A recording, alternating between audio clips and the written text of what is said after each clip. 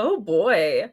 Hi, my name is Ophi YouTube Videos. I am a feminist and a lesbian. I make conversational commentary videos about both of those things, and God, this was inevitable, wasn't it?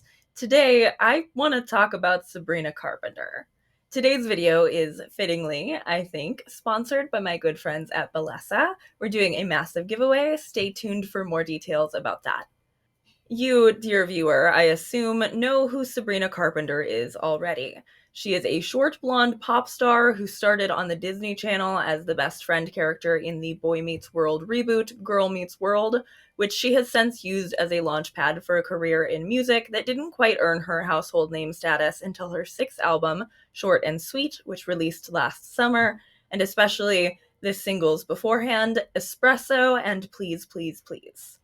But we're not here to do a history of Sabrina Carpenter.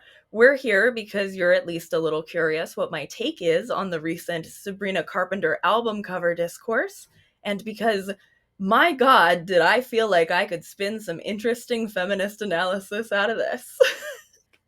I feel pretty comfortable saying that I think part of why the discussion around this album right now is so intense has less to do with Sabrina's career or even what's being portrayed in that album cover, which we will talk about more in excruciating detail in a moment. I think that this conversation has more to do with a lot of people having a real need for an outlet to just think and talk about feminism. That's part of what I want to do, why I'm here talking about this at all today, even though I know that my opinion is going to be disappointing to some of Sabrina's more extreme detractors. I don't want to completely dismiss their concerns, though. Not only do I get it, but my initial knee-jerk response to this album cover was to roll my eyes. I feel like I need to own up to that. I'll also own that I've rolled my eyes at parts of Sabrina Carpenter's whole deal in the past. I picked a tiny fight on Blue Sky a few months back saying that I thought it was weird how sex negative some of the ideas in her song Taste are, considering, the whole rest of her branding. And so I want you to bear that in mind, please, that even though I have, as I often am on this channel, been radicalized into becoming more and more fond of Sabrina as I've dug into her more for the sake of this video, that I'm not coming at this from the perspective of an existing stan who's super defensive of her. I don't even see anyone else complaining about Taste and its weird sex negative fleas when we're talking about Sabrina Carpenter's list of sins, because very little of this is about actual reasonable criticism and analysis, and a lot of it is about ascribing a lot of things onto one woman as a surrogate for frustrations about the society and the culture that we live in. And I wanted to start with my half-joking over-analysis of Taste to start off this video to prove a few points about where I'm coming from and how I approach this sort of feminist analysis. I'm not saying that I think that Taste is a terrible song, and I'm definitely not even hoping that it's going to start getting brought up when other people are complaining about Sabrina Carpenter. I am just saying that, as evidenced by how desperate I feel a lot of us are to participate in these discussions, there's absolutely room for critical feminist analysis of pop culture. So my argument about the song Taste was that while I think it was mostly a song reverse engineered so she could kiss Jenna Ortega in a music video, that something felt off to me about being sung a pop star who seemed to be agreeing with some damaging purity culture concepts, like that to sleep with somebody who isn't a virgin is also the same as sleeping with everybody they've ever slept with. I think there is something there. I think that might have been an interesting route to take, other than that I don't really care about it very deeply, not beyond just a final analysis of, alright, I've certainly thought about this more than she did, by the time I ever tried to explain that to another person. Which, to be clear, I think is also the case with this album cover. But moving back to Taste, I heard you're back together, and if that's true, you'll just have to taste me when he's kissing you. That's fine. It's really just the bridge when it's like, every time you breathe his air, just know I was already there, where it's just like, I'm thinking of chewed bubblegum metaphors, and that feels incongruent with the rest of what Sabrina Carpenter is doing. And my point when I tried to express that made sense to at least a few people when I mentioned it earlier this summer, but now, in the face of the extremely sex-negative flavored backlash Sabrina Carpenter has received, me even pointing this out sounds a bit ridiculous. And even when I was pointing it out, it wasn't because I thought the song was doing harm exactly, just that I thought that it was reflective of a larger purity culture we all live in. And so I would like to take this opportunity to say that the song Taste, despite my sneaky sex negative purity culture association baggage with it, is a really fun, if kind of regressive pop song, and that we can have complicated opinions like that here in the Nuance Corner. I think it's okay to be able to admit when a Sabrina Carpenter song is a bop, and also that I think that my feminism should involve calling out purity culture when I see it reflected in pop culture. And another thing I'd like to take a moment to do now that I've gotten my personal Sabrina Carpenter hot take off my chest is take a moment to thank the sponsor of today's video, my good friends at Bellesa. Bellesa is a bi-woman company for all things sexual wellness, and their mission is to empower everyone to embrace, explore, and celebrate their sexuality. This is the first collection of silent toys. You heard that right. Silent. The big beautiful brains over at Bellesa created what they call Whisper Tech, and it somehow delivered us an assortment of toys in all shapes that hit all the spots in silence. Meet the Whisper Collection, the world's first silent vibrators. Bellesa's new Whisper Tech makes sure that you never need to choose between power and discretion. Before I get into all the details, though, let me show you just how quiet these are. Exactly. You can't hear anything. And not because it's weak either. These are powerful, but still somehow completely quiet. I don't get it, but as somebody who hates a noisy vibrator, I love it. You can try out some freaky positions and put your pleasure first without waking up the entire house or even your partner sleeping right next to you. And now, in whatever format you prefer. You know and love the Whisper Bullet, the silent bullet vibe with 5 speeds. It is tiny and literally inaudible, but it is so formidable. This thing is very powerful. Then there's the Whisper Rabbits and Whisper Vibe, which both have 6 vibration speeds. 6. Whisper Vibe gives you the quietest G-spot stimulation you'll find, while the Whisper Rabbit has independently adjustable clit and G-spot stimulators, in case you want to step it up another notch, but still, in silence. And did I also mention how soft they are? Honestly, this collection is wild, and you have to see it, but not hear it, to believe it. And that's why I'm hooking you all up. Everyone who signs up will win a free Whisper Vibe or a free Rose toy with any Whisper purchase. Click the link in my description and grab your new vibe. The big question is, they'll stay silent, but can you? Thank you so much to Bellesa for sponsoring today's video. I'm such a big fan of Bellesa. I feel like they're such a natural fit for the Nuance Corner and for this video in particular. So now let's do what I've been doing in my personal life all month long. Let's talk about choice feminism and the Sabrina Carpenter discourse. Now, I'm recording this in June of 2025. When I say the Sabrina Carpenter discourse, I am referring, of course, to her recent album visuals that sent the internet into an uproar. And something that I want to make sure we do is spend quite a bit of time looking at this picture before we discuss it much further, because I think that's more than it has been offered by a lot of people who are weighing in on this discourse. I think for many reasons, the discourse around this album struck such a nerve because it made people uncomfortable. And get used to me making this point, sorry, making people uncomfortable is, in most cases, when you're not directly perpetuating harm against them, actually just morally neutral.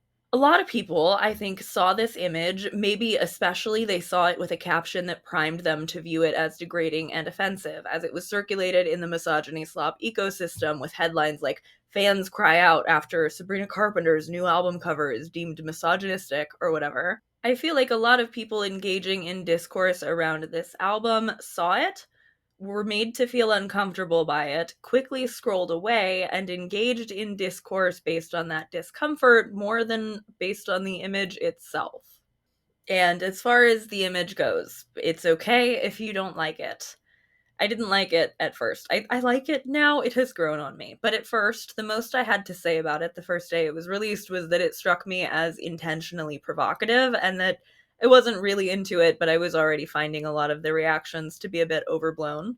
But then I did something I don't think a lot of people have done. I'm sure other people who have made videos have, but a lot of people commenting on those videos, maybe not so much. I kept looking at the image. I kept looking at it because the things that people were saying about it felt pretty disconnected from what I had seen. And also, I kept looking at it as I was discussing it with my friend Little Shop of Alley, because the discourse seemed to be saturating every pop culture subreddit the app throws at me. And I do think the sheer amount of discourse that this album cover has generated changed my position from an eye-rolly, this was created to generate as much conversation as possible, into a, okay, wait, hang on, maybe if something forces this much conversation about itself, it is actually successful as a piece of art position. It feels especially successful as a piece of art when I compare it to the cover of Short and Sweet, or even the alternate cover for Man's Best Friend that Sabrina released today, the day that I am recording this video, and said was God approved. But moving back to the one that's not God approved, this cover for Man's Best Friend that we're going to be discussing, don't misinterpret me. I don't think that it's a feminist masterpiece. I don't think it's inherently feminist at all. But I also can't think of an album cover I would describe as feminist, and I can think of album covers I could describe as much more anti-feminist than this one. And so, with all that out of the way, let's actually look at the album cover together. It's fine if you still don't really like it, but you should make sure that your dislike of it is based on something that actually exists in the image and wasn't just an invention of the misogyny slop ecosystem. Sabrina released the cover for her new album alongside a picture of a fluffy puppy with a collar that reads Man's Best Friend, the title of the album. You've already seen it. I almost definitely used it in the thumbnail, probably, but I'm going to put it on the screen right now for the sake of looking at it together. The image is taken from roughly Sabrina's height as she kneels on the floor in front of an anonymous and presumably male figure. Sabrina is on her hands and knees, reaching one hand toward the man, and he's got a handful of her hair and is pulling, like, not even a little bit. I'm so sorry, but he's just sort of holding on to her hair. Like, you can tell looking at it that there's a level of consciousness of not even messing it up too badly, because I'm sure they had to take multiple shots. It's much more about making the visual of the leash than anything, I feel. But anyway, as we look at it, I want to point out the hair pulling first, because it's one of the things being cited for why this album cover is apparently harmful, and that's bothering me. As I've already mentioned, it doesn't seem to be a particularly forceful hair tug. Notice how he's not yanking her head back. He's not even meaningfully steering her. You can tell because Sabrina's head is held up high. Not only is her head held up high, but she is licking her lips. Her expression is not one of shame or hesitation or upset, just of being horny. Her makeup is not running. She does not look sad. It does not actually look like the hand in her hair hurts beyond an initial jolt the image might have sent through you on pure association when you saw it. And it's okay to have those sorts of associations. It's okay if the image still makes you uncomfortable to look at, even after you realize that something is not portraying what you thought it was at first. But the argument that this image of a woman who does not appear to be being abused is normalizing abuse falls completely flat to me. As my friend Trash Discourse said in their video on the topic, is this a kink thing? Is it social commentary? Is it, as some people have said, glorifying abuse? A big critique in the kink critical feminist community is that kink glorifies abuse and normalizes the abuse of women. It makes people think that it's normal within relationships to do things like impact play, like hit women, degrade them, say mean things, like in degradation play, humiliation play, or strangulation. It makes them think that these are normal, expected parts of a relationship, and then thus normalizes the abuse of women. The thing is, the kink weirdos are not the problem here. The big issue is that we don't teach kids what is normal and healthy in a relationship. When we do teach kids what's normal and healthy in a relationship, we show them abusive dynamics. The kinksters don't need to normalize abuse, and in fact, they can't normalize abuse because abuse is already normal in our society. I don't know if you've noticed this, but men get away with abusing women all the time. Their wives, their girlfriends, all the time. I completely agree. Abuse is already normalized. Sabrina depicting something that isn't abuse, even if it does remind people of their own abuse, does not normalize abuse. And while it's obviously understandable to have triggers, I increasingly feel like I conceive of triggers in a completely different way than many other people who sort of wield them against others when they've found themselves upset by something. For me, identifying a trigger doesn't mean that nobody should be able to upset me with it and that they are bullying me if they do.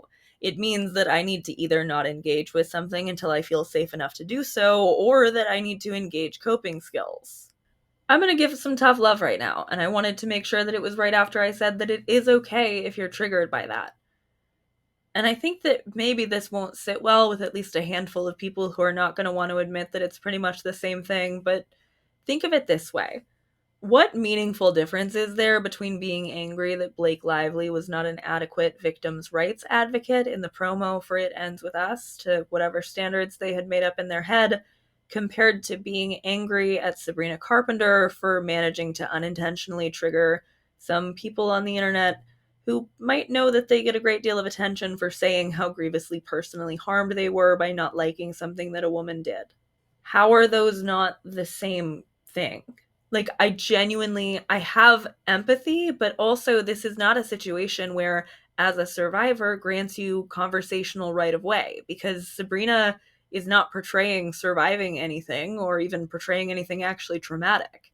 If anything, It Ends With Us being at least purportedly about domestic violence made it more reasonable in that case than in this one, but y'all already know where I stand on Blake Lively.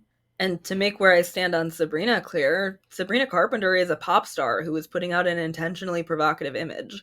She's not some nightmare abuse apologist, and in a world where people are apologists for misogynistic abuse, it strikes me as a bit strange to pretend that this is what Sabrina is doing. I'm not saying that nobody's hair has ever been pulled as a form of abuse, but I'm also not willing to accept that holding on to someone's hair or pulling it when they ask you to is abuse.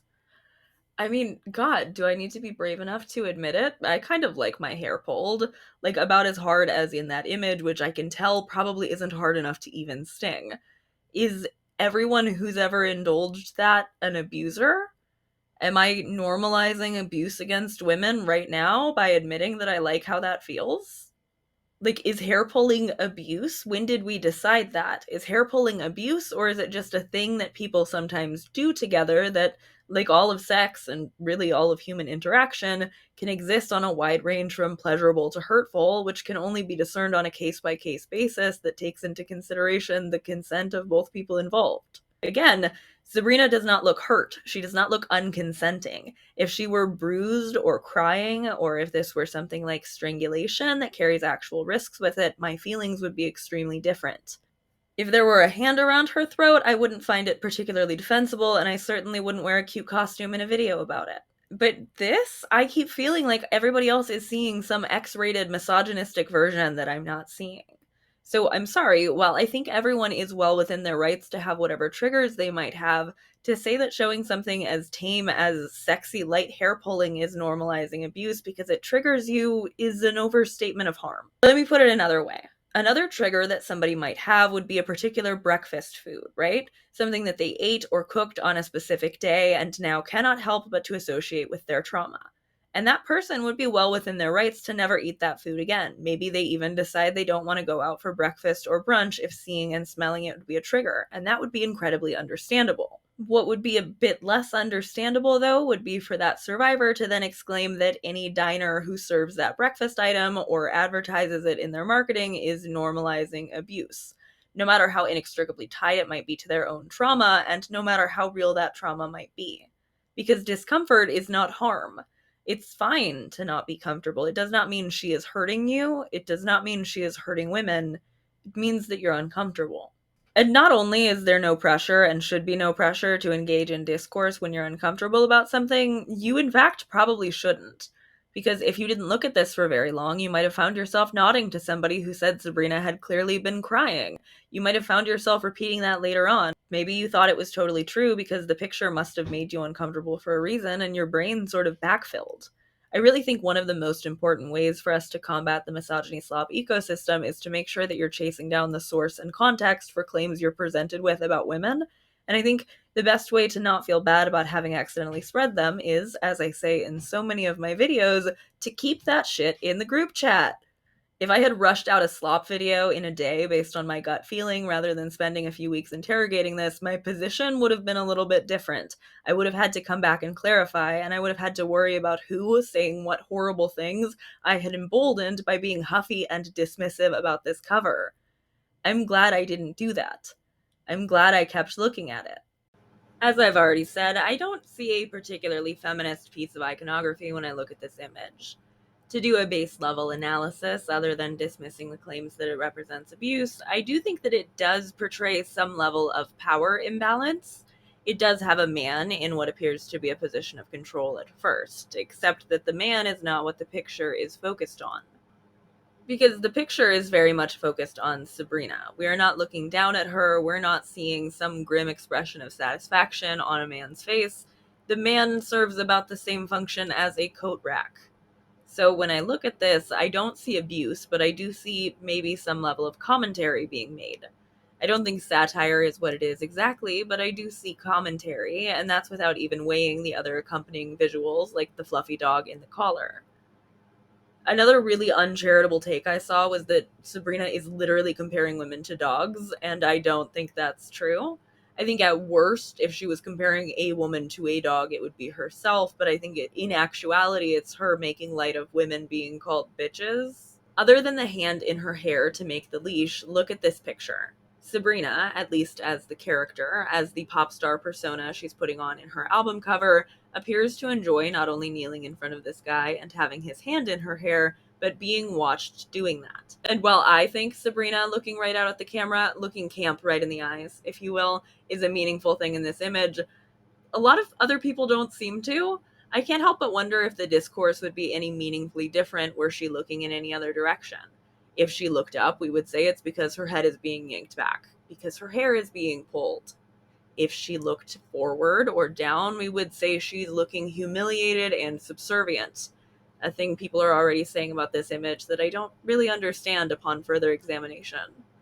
Is this a humiliated facial expression? Am I that bad at reading faces? This is why you should never trust anybody who claims to be a body language analyst. That shit is pseudoscience. If something like this is so uninterpretable, nobody can tell you shit with any confidence. But with as much confidence as I can muster, especially based on a lot of her stage presence otherwise, I can tell you that I don't think that this facial expression conveys humiliation. I've seen other people read kink into this image, which I understand if that's the background that you're coming from, though I still think that hair pulling is not exactly kink either. My friend Trash Discourse's video goes much more in depth about that than I will here. I argue, though, that if this is a kink portrayed in the album cover, it is not sincere pet play, despite the puppy collar alt image, or even humiliation. The kink is heterosexuality itself. And that, I think, opens up interesting conversations. What is it to eroticize heterosexuality under patriarchy?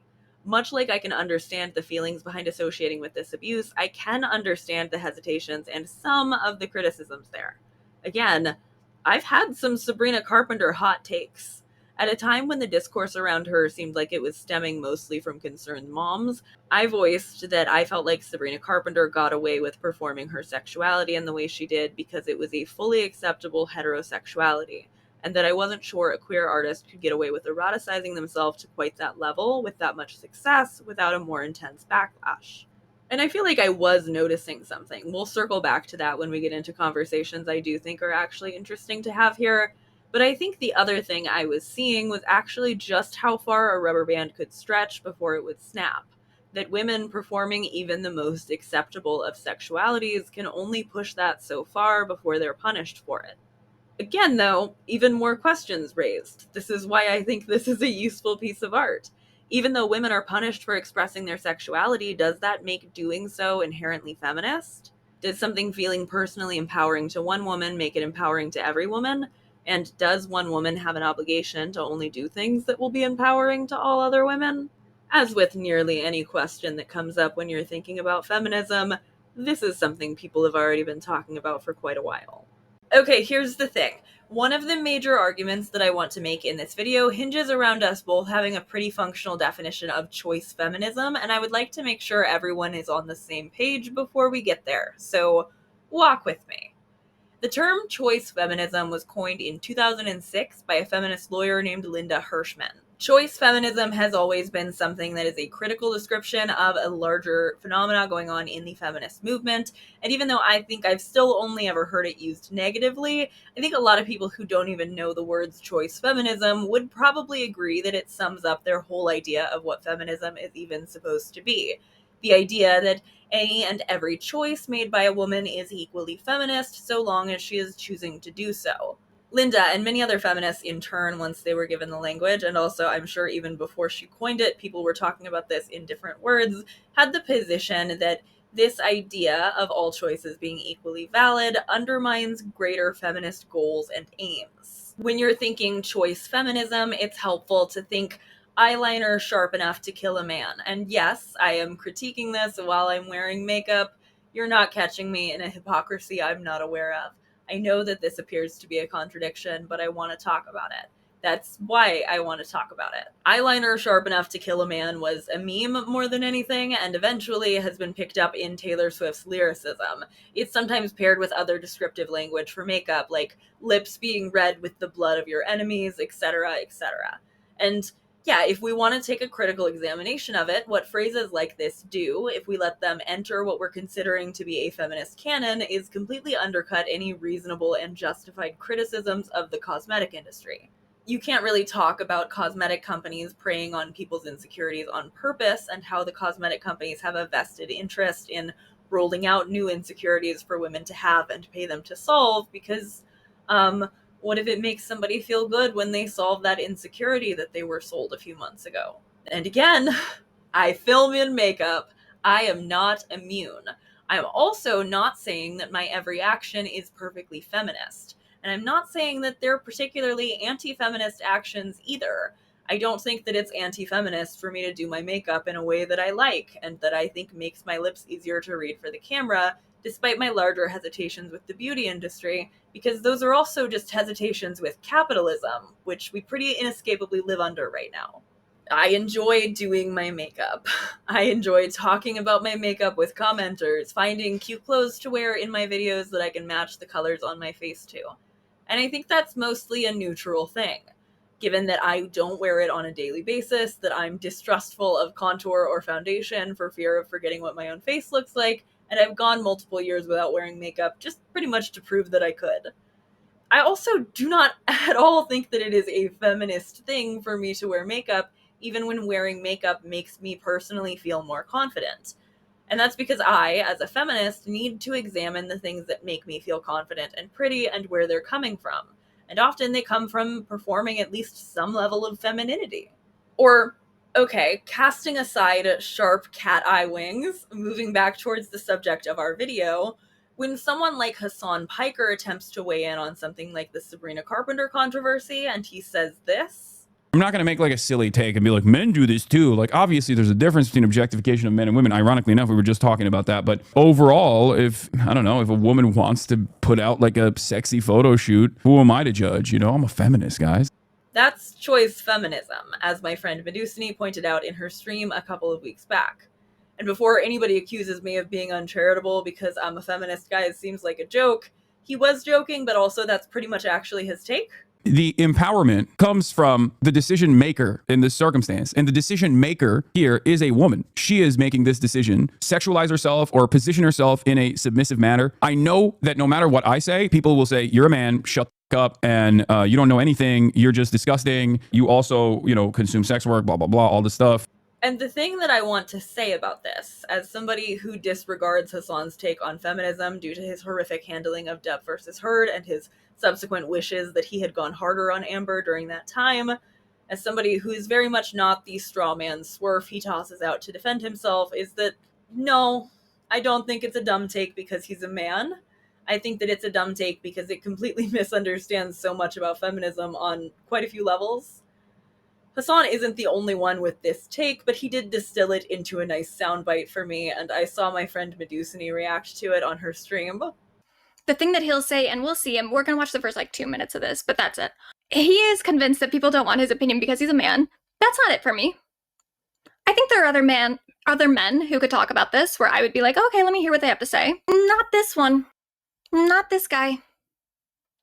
He consistently has bad opinions about women, and he also is just kind of fucking stupid when it comes to women, specifically. Not about other subjects, but about women. He doesn't really know what he's talking about. He doesn't engage in feminist conversations, so he doesn't really even know the language. He doesn't know how to navigate the conversation. I'm assuming Hasan and I probably ultimately come to the same conclusion, but that doesn't mean that he's going to navigate the conversation in a productive way because he doesn't know what he's talking about. And my immediate concern was that he's going to do some choice feminist bullshit. Now, if you don't know what choice feminism is, it is when you kind of just like avert feminist conversations by insisting that anything a woman does that is her own choice is automatically feminist or automatically empowering. And it's just not really feminism. It's a way of like depoliticizing feminism. I loved what she had to say. You should watch the stream.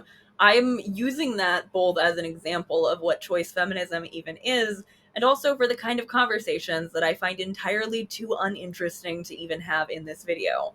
Ones that want to open and shut on, it's her choice and she chose, and so it's empowering and feminist.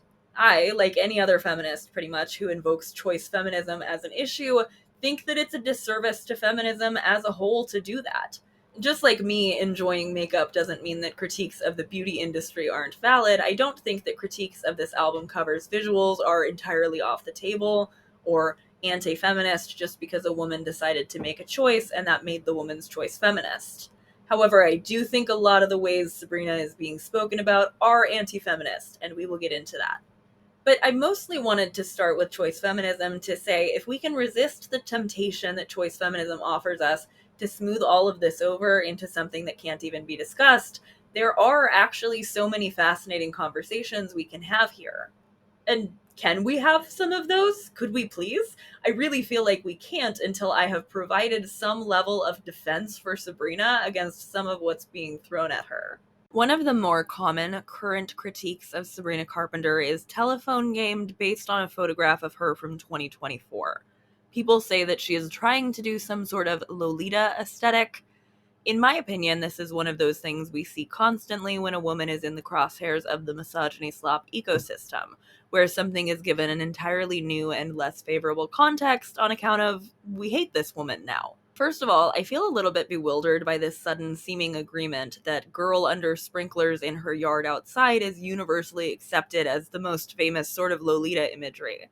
I think that before this particular screenshot from a movie adaptation of Lolita was recirculated with Sabrina's photo shoot, if you asked almost anybody who's very offended by this now what the most famous iconography from Lolita was, they would have answered you correctly. It's heart-shaped sunglasses, not this sprinkler shit. Give me a break. And also, I would give her a pass for heart-shaped sunglasses too, because those are cute and not everything has to be about Lolita, and in fact, very little actually is. Sabrina herself denied that the photo shoot was inspired by Lolita, saying she's never seen the movie, that it isn't on her mood board, and never would be. A lot of people don't find this compelling, though, because somebody else offered them something to be angry at a woman for, and that's clearly very tempting. I'm just going to show you some of the other images from this photo shoot, which I think make it extremely clear that the themes being played with were more along the lines of Americana and suburbia. This is a photo shoot she did with Zoe Gertner for W magazine, which didn't seem to spark a backlash until it got recontextualized in the MSE. And if anyone was responsible for choosing the imagery in a photo shoot, it's so much more reasonable to pin that on the photographer than the model. But the key to the MSE is to pretend like the world works in whichever way is most convenient to hate that woman at that moment. So they have to pretend like this was some sinister thing that Sabrina Carpenter did on purpose. And even if after seeing these other images from the photo shoot you're not convinced, we can take a look at some of the differences between the two pictures everybody is claiming are identical. As Cosmic Petal pointed out on Blue Sky, Dolores is reading a book, not looking directly into the camera, where Sabrina does look directly into the camera. She engages much more directly with being viewed. This is something that people seem to miss the significance of in the man's best friend imagery as well. A few other things do get thrown in to accuse Sabrina of pedo-baiting, and I'm sure that I will get angry lectures in my comments for not mentioning each and every one of them. One that I do know about is that during one of her nonsense outros, a tour tradition where she would customize the ending lyrics to match each city during her Emails I Can't Send tour and when she opened for Taylor Swift on the Eras tour. The customization was that, and people are mad about this. It is another drop in the "this short woman is infantilizing herself" bucket. I half understand the hesitation with a word for child being used in something raunchy, but I think it's really consistent with her whole thing. And also, I think that short women are constantly infantilized and compared to children, and I don't think I can get on board with prescribing sinister intentions to this either. Sabrina literally said she was fully grown. If you weren't looking for something to be mad about, you wouldn't be mad. All of it calls to mind the little mini moral panics that would circulate about the sexual nature of her live performances. You know, the iconic Stan Twitter tweet about how they were a minor and literally afraid of Sabrina Carpenter, which is fascinating both as a case study for the way Gen Z is rewarded for self-infantilization and also for how a stan account for a competing pop girly seized a narrative against Sabrina that has since spun so completely out of control. A lot of this is a little bit too silly to even actually summarize, but while touring for an album that has explicit and horny songs on it, Sabrina did explicit and horny dances. And a weird amount of outlets were happy to run headlines based on just angry Twitter tweets from random mothers claiming to have been blindsided by this aspect of her persona at one of her concerts. Sabrina actually addressed this in an interview with Time in 2024. With all the lingerie and innuendos in mind, I asked Carpenter if, a generation later, she has been spared the vilification that artists like Britney Spears and Christina Aguilera suffered for daring to incorporate their sexuality into their work. "No, I definitely get that as well," she says. She's trying to remember that social media is an echo chamber. "Someone told me this whenever I would get upset or feel like I'm the only one getting criticized for something other people are able to do seemingly freely. I'm the one that's seeing all the negative shit about myself. My friends don't see that." Artists like Madonna, Aguilera, Spears, Beyonce, and Rihanna all helped pave the way, Carpenter says. But you'll still get the occasional mother that has a strong opinion on how you should be dressing. And to that, I just say, don't come to the show, and that's okay. It's unfortunate that it's ever been something to criticize, because truthfully, the scariest thing in the world is getting up on a stage in front of that many people and having to perform as if it's nothing.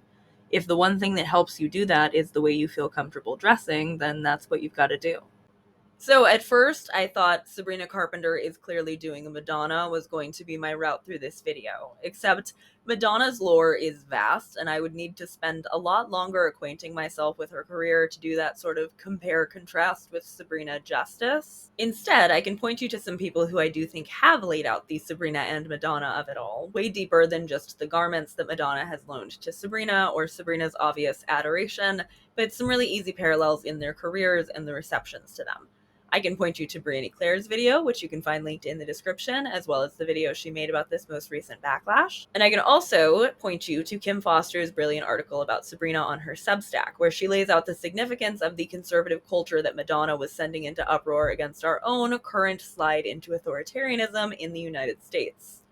At first, I was thinking I was primarily going to focus on Madonna in particular because, especially in conversation with an album cover and its imagery being insufficiently feminist or deemed as such, I know that there are some visuals that Madonna got backlash for, which you are welcome to tell anybody who tries to tell you that Sabrina Carpenter and Madonna are doing anything radically different. Link them to the article I have in the description where Bell Hooks was extremely critical of Madonna. And that is what I thought would be a more interesting jumping off point. That I can make a pretty educated guess based on the way that she spoke about Madonna or even Beyonce, where Bell Hooks would lie on this issue and how our opinions on it might diverge. So despite my perceived disagreement in how I assume that Bell Hooks would feel about my response to Sabrina Carpenter's album cover, I do think that what she wrote about Madonna is a very valuable piece of writing. It manages to be pretty fair about a lot of things that I think Madonna did extremely right, like distributing information about HIV with like a prayer when the actual CDC didn't care to make that information readily accessible. And it tells us that these conversations have been ongoing and will continue to be ongoing. Sure, maybe the next time that this sort of conversation surfaces, the specific complaints against the woman won't be that she's trying to infantilize herself. Maybe something other than a position at a man's feet will kick it off, but these conversations have already been happening, and they're going to continue to happen. So while I'm mostly leaving the Madonna comparisons to Sabrina herself and to other people who have written about this and know more about Madonna than I do, I did just want to acknowledge that I also see it. And also that Madonna's reception among feminists has been less than unanimously positive throughout her career. Because, despite the way the Brett Coopers and Reagan Conrads of the world speak about feminism, the feminists are not really one big coherent group. They're a bunch of individual people who will all interpret and react to things differently, even things like pop stars. And I did work out what my angle is, if not the Madonna one, but we're not there yet. Walk with me. Another thing I want to pull out from the quote to Time, beyond just the other women she listed as inspiration for her, was her saying that the clothing she wears on stage is something that helps her feel more confident to perform. I want to mention this not to make a value judgment on it. I don't think that it is inherently feminist or anti-feminist, but I just want to tag, hey, Sabrina, relate. Obviously, I don't dress in quite the same way Sabrina Carpenter does for my own videos, though I tried to be a little bit on theme for this one. As you can tell, though, from the entirety of my video catalog, I do tend to feel more confident in makeup. I do like to pin my hair back so that it looks nice. I wear lipstick both because it makes my lips easier to read and because I feel more confident speaking in it and watching myself back with it. I've said before, long before any of this discourse, that I find a sort of femme sensibility in Sabrina Carpenter's aesthetic and outfits. That is not that I think that Sabrina Carpenter is a femme lesbian, but that I see a lot in what she wears and performs that I can imagine lesbians who are slightly more hyper femme than I am really liking. Because there is something very exaggerated to it, right? And I've struggled to find the right language for it for a very long time. I know satire is thrown around quite a bit in relation to Sabrina, especially in light of the new album visuals, but I don't think that that's quite right for what it is. I think that it's more self-aware, cheeky. I've tried a lot of words in a lot of different orders, but what I've landed on that I feel I can defend the most to describe Sabrina Carpenter's whole deal with is cheeky, self-aware, heterosexual drag queen. And I know, because people love to try to say that Chappell Roan can't be a drag queen, so I know that they might be even angrier to hear that title bestowed onto Sabrina. But to them I say, why are you booing me? I'm right! Sabrina Carpenter is clearly doing an exaggerated performance of femininity, and this actually extends beyond just the raunchiness and the sexuality. I'm thinking of things like the slumber party portion of her live set, where she plays Spin the Bottle to determine which song to cover, her costume party for Halloween. I know a lot about Sabrina, it turns out, even from before I started researching for this video. I guess time spent learning is never truly wasted after all. I think sometimes that there's this perception that gender is something that you are granted only when you are trans, and trans people absolutely for sure have gender, but they do not actually corner the market on it. Cis women absolutely perform their gender, and this applies not only to sometimes experiencing dysphoria about things like their body and their voice, but also to more positive sides of that, like feeling affirmed by certain things about their presentation. There's also still nuance here. The things that affirm us in our femininity don't just spring up fully formed out of nowhere with no sources. Beauty standards we attempt to live up to are Eurocentric and often white supremacist, as well as, male-centered, but also, I don't know, man. I know a fair handful of femme lesbians who could make convincing arguments for how and why their gender presentation does not in fact exist as a performance for men. We've been discussing this for most of the month over on the Patreon, and one of my Patreon friends, Amanda, said, "There's a really good post that I think describes Sabrina's whole vibe as a character. She's Bugs Bunny dressed as a girl or a Toon from Toontown. Everything is highly exaggerated. Now, the discourse for this has certainly matched that exaggeration." I think Bugs Bunny dressed as a girl is extremely funny and extremely apt. Sabrina Carpenter is performing femininity, and originally I was going to try to really nail in beyond just how I know femme lesbians who I know would be pissed to hear their presentation being described as male-centered when it's not, and how it feels like it's a little bit offensive to the idea of other women having as much interiority to rescind that idea upon learning that somebody does in fact enjoy having sex with men. So even though I know that this sounds a bit confusing if you don't already spend quite a bit of time thinking about all of this, I'm just saying, I don't think all of Sabrina's performed femininity is inherently wrapped up in her attraction to men, though I do think a fair bit of it is, and I think that's fine. I want to try to explain the drag queen point a little bit more. I do think that you could make this argument for more pop girlies than otherwise, just in terms of understanding them as a regular human person who sometimes puts on makeup and costumes and transforms into the celebrity we see on stage, rather than conceiving of them as sitting around in bodysuits on the couch, always ready to give perfect fan service. But another reason that I think that it fits so well for Sabrina in particular is because of the cheeky and self-aware thing, and yes, because of the ways that her performance of her gender ties into her sexuality and her interest in men. She knows she's playing it up. There's something sort of winky about it, and I think that that's why so many people are using the word satire, even though I don't think it's exactly satire. I would accept camp much sooner than I would accept satire. Another word getting used a lot to describe Sabrina Carpenter and her work is misandrist, and a lot of people who are using this are doing it as a compliment to Sabrina. They are referencing lyrics about men not being very smart, music videos where she kills boys, and the like to position Sabrina and her music as inherently feminist, which I do think fails on two fronts. One being that to hate men is not automatically to be a feminist. That's weird binary thinking. Most feminists do not hate men. Most people who hate men are not feminists. But the second reason that it fails is Sabrina very clearly does not seem to hate men. A word that I think fits much better for her whole deal than misandrist is actually heterofatalist.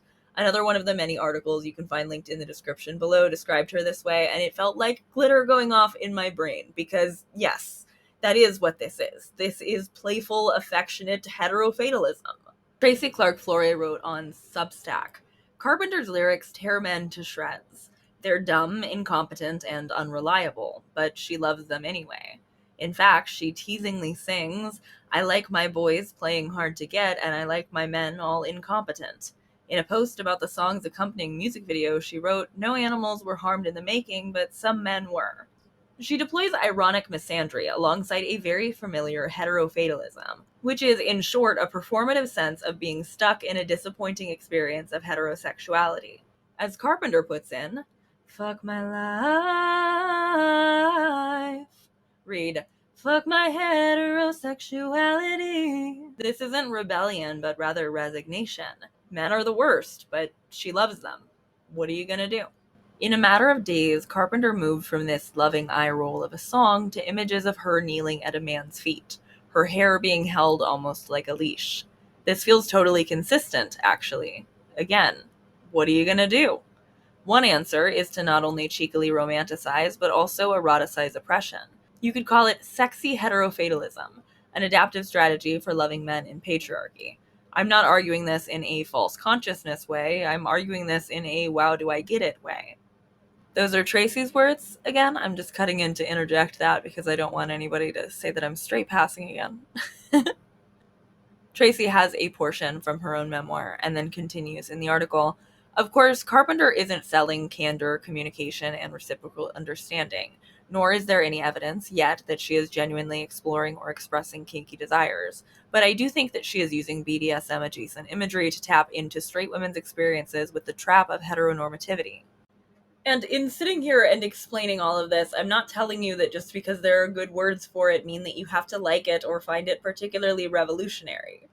Just because I'm giving it names does not mean that it's something that you have to like or that it's something I'm trying to convince you to like.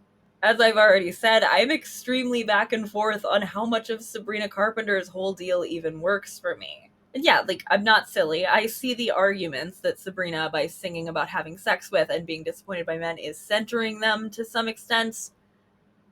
But also, how many more songs about men does Sabrina Carpenter have than, say, Taylor Swift's, Beyonce, Ariana Grande?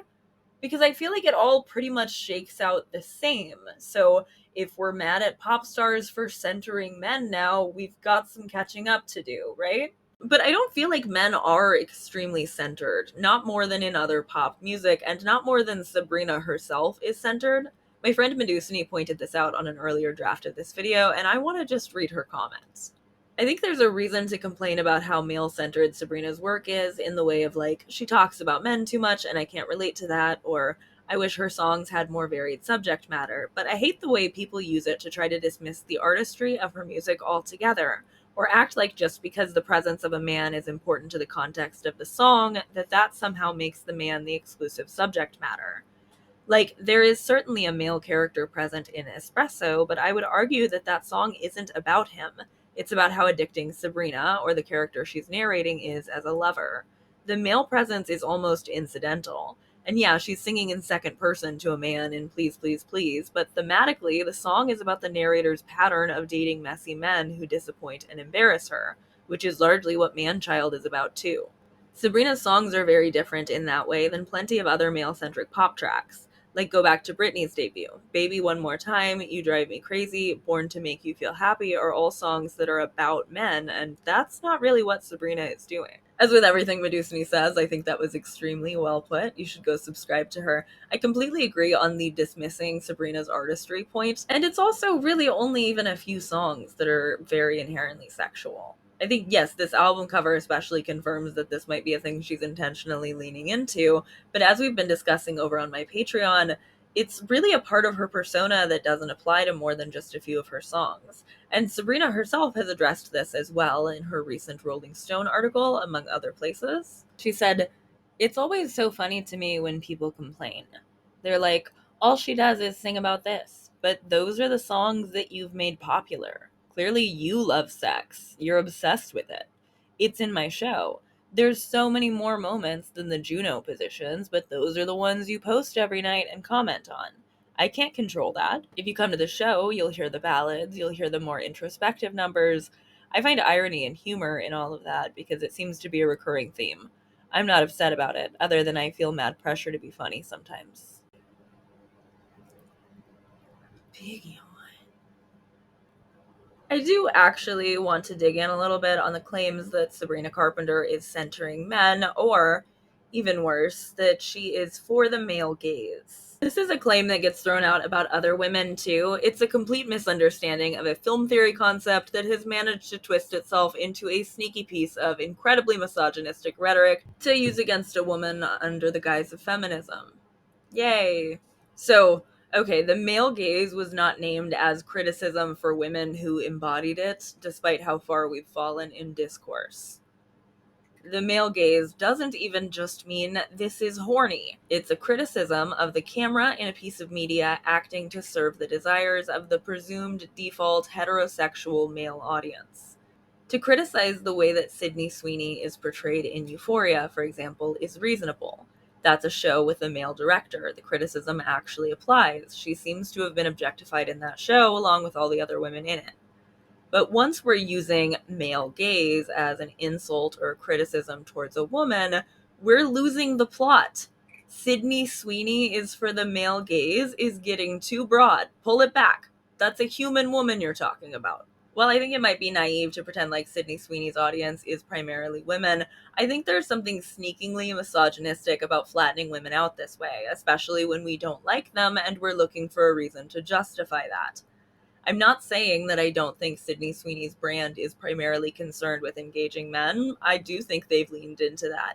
But I think they've leaned into that in a way that's actually pretty clever.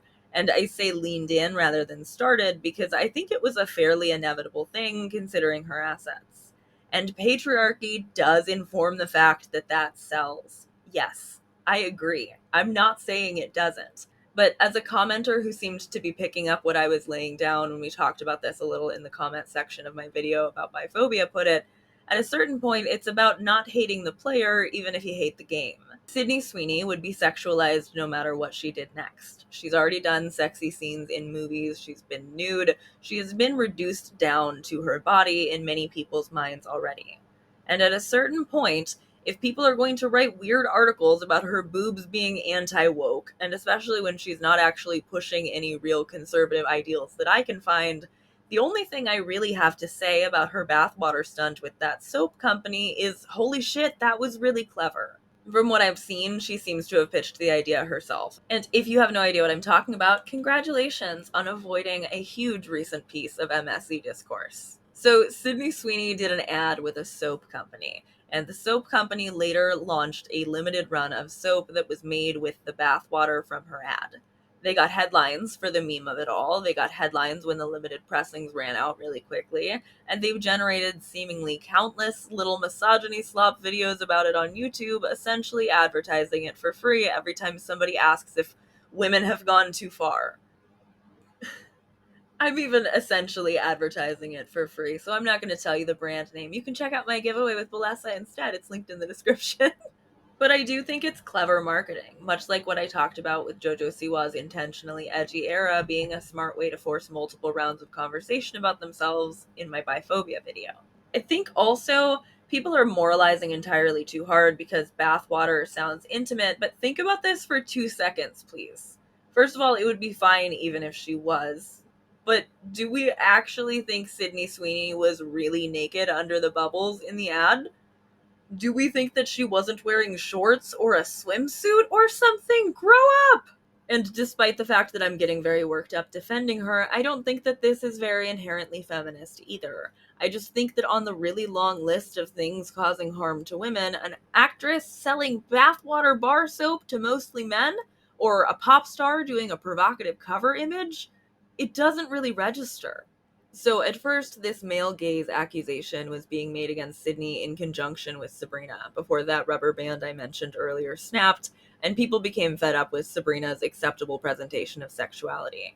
Sydney Sweeney was the male gaze, they would say, and Sabrina Carpenter was the female gaze, a term that has been made up and in most cases seems to mean horny, but in a way I can moralize as good.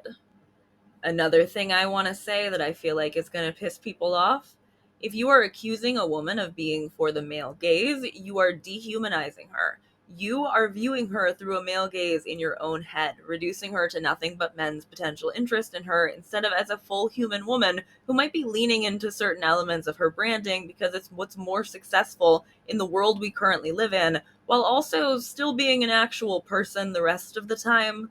But now that the rubber band has snapped, I'm not noticing anybody bothering to make much of a distinction anymore. So the mere presence of the man in the album visuals has robbed Sabrina of her temporary measure of acceptable sexuality. Or maybe it's her being on her knees or the hair pulling thing, I'm still not really sure. All the other stuff in her career, the really sexual stuff we've already been talking about, was okay, but this suddenly now was too far. And so male gaze is being used against Sabrina as well, even though she was the female gaze a matter of weeks ago. Except I wouldn't really qualify Sabrina's music videos as male gazy. I think they're fun. I think they're big, flashy productions, sometimes with guest stars, always featuring incredible costumes and aesthetics. Something that's really interesting about them, though, to me, is that men have already been featured in them. There are guys in the Espresso video. Her ex-boyfriend, that guy from Saltburn, he was famously in the music video for Please, Please, Please. I don't find that these music videos presume a heterosexual male audience and play to those men's desires. I think that they're fun. I think that they're kind of for the girls, if you will. But suddenly this man in the album cover, she's no longer for the girls. We're bad now, I guess. And I do think Sabrina Carpenter is mostly for the girls. I think she is mostly interested in having an audience of women, despite the fact that I've already taken pains to point out that I don't think her heterosexuality is fully ironic. I think, like most pop girlies, Sabrina's audience is already primarily women, and also, for whatever it's worth, during her first concert after the election in 2024, which she was the pop artist who helped the most people register to vote for, she specifically called out to the women in her audience and spoke about hoping that she could provide a safe space for them and said, "I'm sorry about our country." And is that feminist? Would that be feminist if she hadn't had a man on this most recent album cover? What about if it was a woman she was kneeling in front of instead? Would that make it feminist? Or would it be feminist if it was a man kneeling in front of her? Would it be anti-feminist if a woman knelt in front of her? What if she knelt in front of herself? Anyway, choice feminism would tell us, yes, this does make her a feminist. Just like it would tell us that it is feminist for her to wear what she likes and to sleep with who she likes. And I know it's going to sound like I'm really picking on her when I say this, because I do really like that she said, "I'm sorry about our country," and called out to the women in her audience. But I don't find that particularly feminist. I certainly don't find it anti-feminist. I find it sweet. I find it woman-centering. But I think that there is a significant difference between being a feminist and being a girl's girl. And while there are lots of pop stars I would call girls, I don't think there are any I would directly call feminists. Even the ones who identified as such during the "this is what a feminist looks like" boom in the 2010s. Even Taylor Swift, even Chappell Roan. But I do think that them being girls is a good thing. I think that's valuable, and I think that she's trying to create that sort of space for her audience is valuable. When I say that I don't think something is feminist, it doesn't mean that I'm judging it as bad or worse than it would be otherwise, because most things that I don't find particularly feminist, I don't think could be made feminist with just some small tweaks and be good to go. Now, I do think pop stars can do feminist acts. Do you, Jojo? Yeah? Like Fiona Apple. She's not a pop star, but she's one of my favorite artists. She recently released a song about women who are incarcerated pre-trial and pledged the profits to bail funds. That's incredible. She's a feminist. I would absolutely call that a feminist act, and that song in particular a feminist song. But are all of Fiona Apple's songs particularly feminist? Does she owe that to us? Is that a standard that we knowingly hold her to? Or not really, because her other actions and the rest of her visuals haven't led us to decide we're angry with her. Even on the pop star front, Olivia Rodrigo giving out Plan B on her tour, incredible, feminist, I love that. Do I find her entire body of work particularly feminist, even though I really like it? Not really, nor do I think she owes me feminism in her songs. She can write about whatever she wants to. As far as Sabrina goes, she tried to get people to vote against the exact shit everybody's going all, how could she do this at a time like this about? I think that was a pretty feminist act. You know what else I think was a pretty feminist act is at the height of all of this controversy, when she knew all eyes would be on her Instagram story, Sabrina posted and asked her audience to join her in donating to an immigrant defense fund. And I think that rules. I think that's one of the coolest things she could have done with all eyes on her.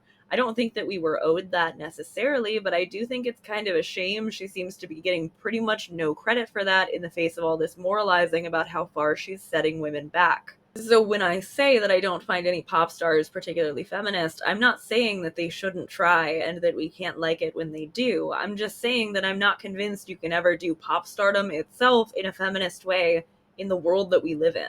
Okay, so remember a million years ago when I told you my angle through this wasn't Madonna? I decided that my route through this discourse was going to be to correct what I see as misconceptions before I criticize a reading of all of this that I don't think is exactly a misconception, but that is indicative of a larger and troubling shift that's been really bothering me. One last quick debunk before we get there, though. We already touched a little bit on the whole humiliation ritual thing people are saying when I was just looking at her face, but I want to call out that discourse because I think a lot of people are unknowingly telling a joke that's really just an anti-Semitic dog whistle.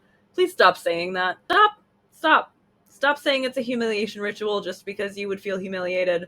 Stop assigning shame somewhere it doesn't seem to be felt, and stop playing into the talking points of the right wing. That is my biggest ask of you from this video. Not that you change your mind on Sabrina Carpenter, just that you be very mindful of how easily what you're saying and what you're feeling can be co-opted by fascists. Before we get into that, though, let me finally explain why I did that crash course in choice feminism. It wasn't just to tell you why I don't find Sabrina's actions to be particularly feminist, it was to make this point. If we agree that choice feminism is bad and ineffective, which I'm assuming we do, we're like an hour deep by now, if we agree that choice feminism is not what we want to do, that we require a feminism that requires a deeper understanding of the world and a deeper interrogation of what we see, we would realize that the choices people make don't spring up out of nowhere. Sydney Sweeney's marketing decisions are influenced by living in a patriarchal and sexualized culture. And if she just made different choices, nothing would change. I feel like choice feminism most often gets invoked as a way to rightfully decline to give someone credit for something one finds less than outright feminist, but I feel choice feminism is also useful to remember before we give someone too much credit when we're upset with them. Because people are saying with full seriousness that Sabrina Carpenter is single-handedly setting women back. Or they're saying that as a joke, but then they're very serious about her causing harm and representing domestic violence and centering men too much for them. And I'm sorry, even though I don't find this album cover to be some feminist masterpiece, I just reject the premise that Sabrina Carpenter could meaningfully set feminism back. Even if she tried to, Sabrina Carpenter, or any pop star, or any one woman, could not meaningfully set women forward, so she cannot set them back. I think it's still choice feminism to pretend like she could opt out of the patriarchy for all of us and just chose not to. Feminism is meant to be an understanding of systemic issues, as in issues that are much larger than one particular pop star and her new album cover. And when we center these large societal and systemic issues onto one woman in particular, it provides us with a very convenient way of losing sight of how we got here. As Kim Foster wrote in her brilliant Substack article, feminists should be scared shitless that the rightward tug can lure a generation of young women who are, according to polling data, the most liberal in history, to embrace symbols of conservatism. Instagram polished femininity is soft, demure even, curated and appropriate. It wears the right shade of lipstick, drinks lavender lattes, and wears an aloe set to Pilates. Lululemon? Gross. And maybe most importantly, it is clean. Clean in aesthetics, clean in moral orientation, clean in diet, and clean in political optics. I bring this up because part of the outrage around Sabrina's cover centers on its tackiness. People don't just think she's objectifying herself, they think she's doing it in a tasteless way. I mean, yeah, tackiness is great for discussion. Personally, I couldn't care less about any male gaze debates. Boring. Self-objectification is not real. I do, however, want to know why we are still so susceptible to provocation. One comment said, "This just set us back 50 years. No, baby. The ballot box, wealth inequality, and algorithmically mediated content did that. I'll say it until they put me in the grave.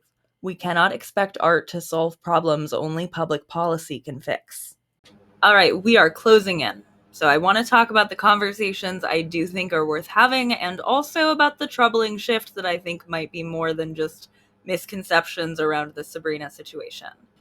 I think, as I've already mentioned, there are conversations to be had about the measure of acceptability given to Sabrina's white, petite, heterosexual persona, what opportunities she's afforded, what levels of grace or space for reinvention she might be given that might not be available to an artist who wasn't white, petite, and heterosexual.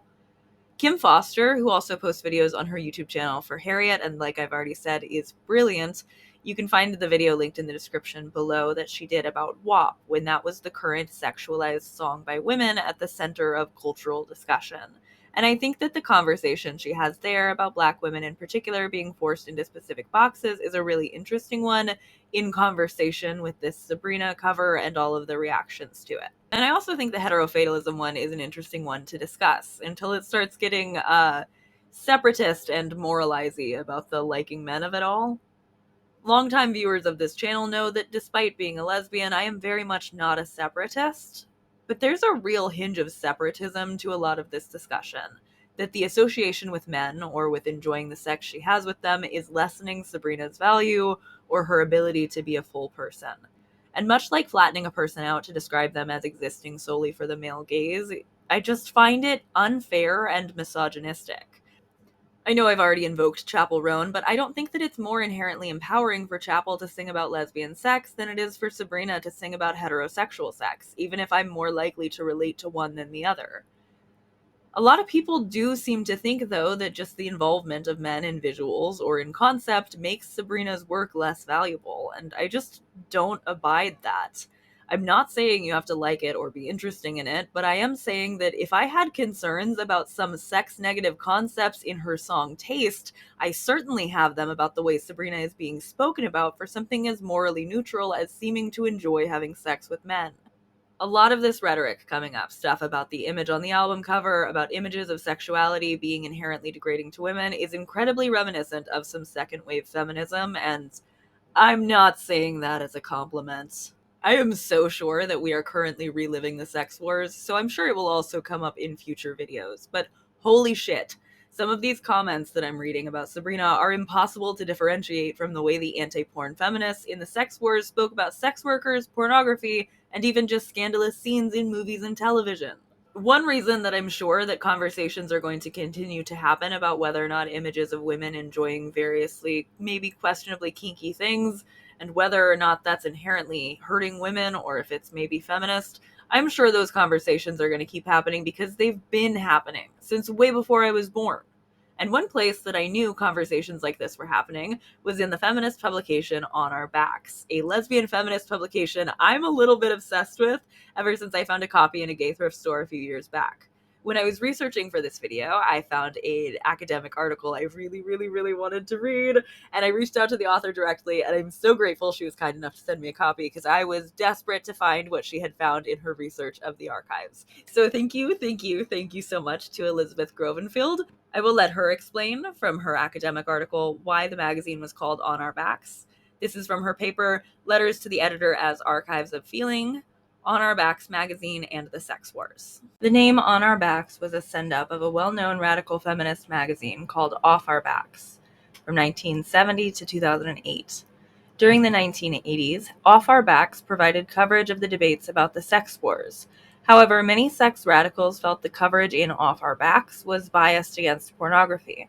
On Our Backs implicitly represents Off Our Backs as anti-sex. Many anti-pornography feminists objected to the labeling of those on the other side of the debate as sex positive because of its implicit characterization of themselves as sex negative or anti-sex. Through its title alone, Off Our Backs signaled its clear alliance with anti-censorship feminisms and celebrates the sexual pleasure that might be gained while lying on one's back. On Our Backs was incredibly fucking cool, especially for its time. It contained an explicitly sex-positive advice column, one that was willing to convey to its lesbian audience that acts like penetration and toys like dildos were completely acceptable ways to feel and convey desire, at a point when that would have been dismissed as phallocentric and inherently regressive in many lesbian feminist circles.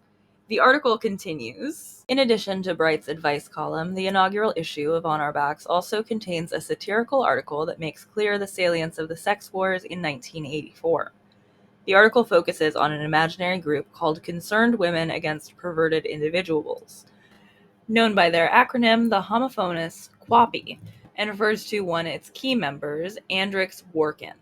Anyone familiar with the debates about the sex wars would be able to recognize QWAPI as a stand-in for Women Against Pornography, WAP, and Andrix Workin as a caricatured version of radical feminist Andrea Dworkin. Titled, "A Cup of Tea is Preferable to Any Sexual Encounter," the article reports on a fictional protest held by QWAPI in front of the offices of a feminist lesbian SM support group, accusing the group of discrediting the feminist movement in the eyes of society. This skewering of anti-pornography feminisms attacks a certain brand of lesbian feminism for its adherence to a politics of respectability.